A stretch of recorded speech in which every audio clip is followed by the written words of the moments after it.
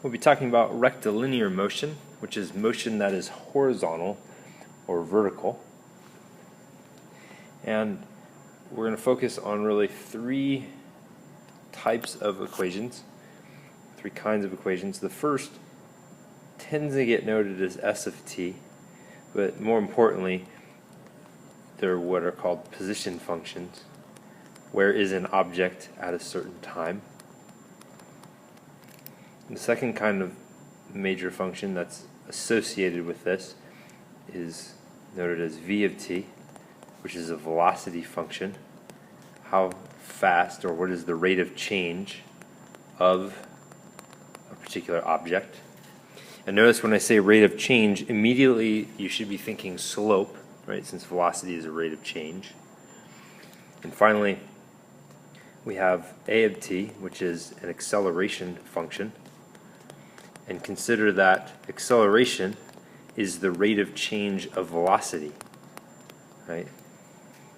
And given that language, that velocity is the rate of change of position and acceleration is the rate of change of velocity, it should make sense that the derivative of a position function is always a velocity function.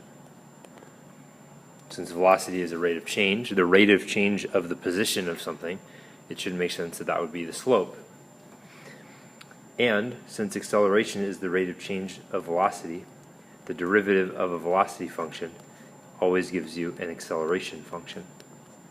And implied in this is that the second derivative of a position function must therefore be an acceleration function as well.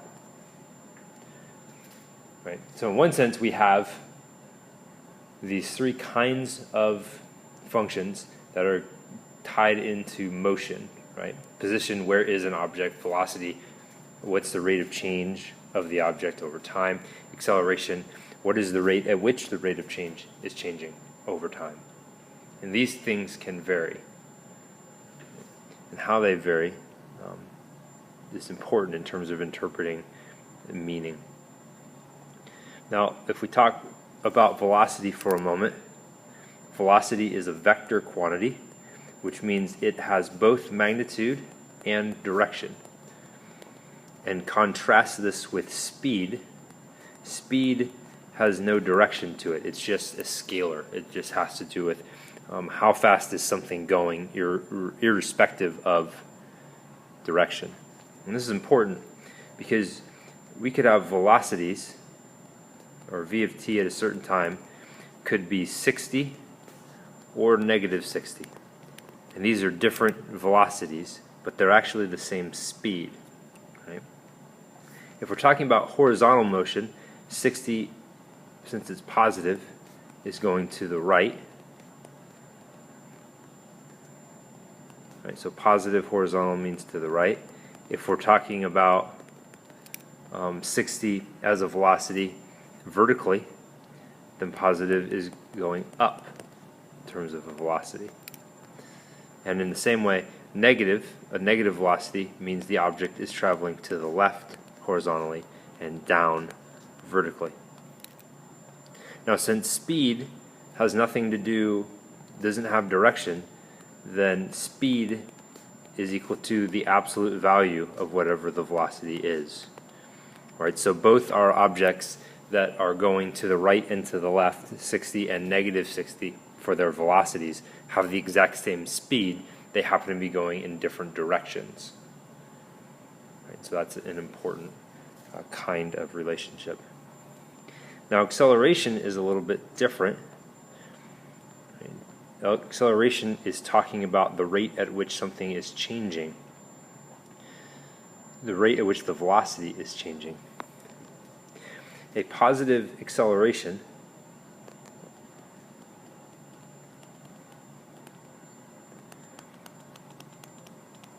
so if the acceleration is positive, this means that the velocity is changing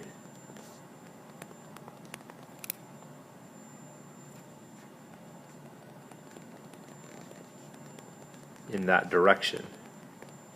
Right? So it's changing to the right or changing up, if we want to think about it that way. But that doesn't tell us whether it's speeding up or slowing down, right? It depends.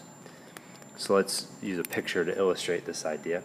Let's say that an object has a velocity of currently, and we'll say it's a car, right? So it's 65 miles per hour, right? That's the velocity.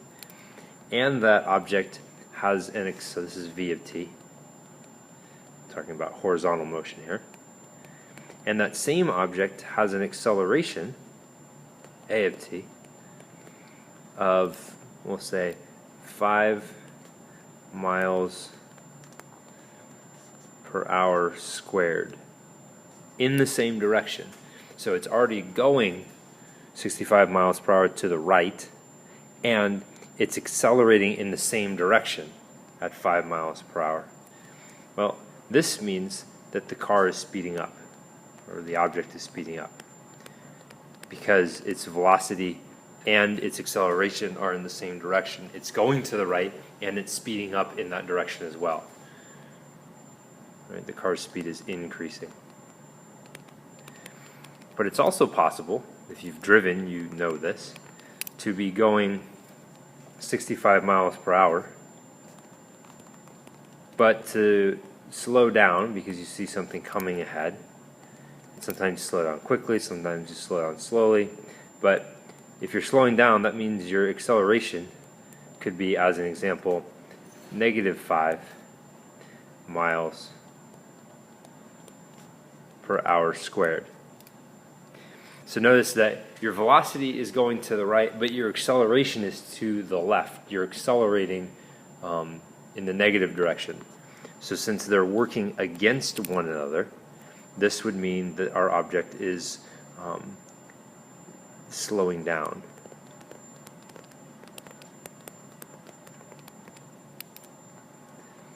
Now, the other possibilities are that the velocity is negative and the acceleration is negative. Well, this means that you are speeding up. You're just speeding up in that direction, right? Because the velocity and acceleration are working together.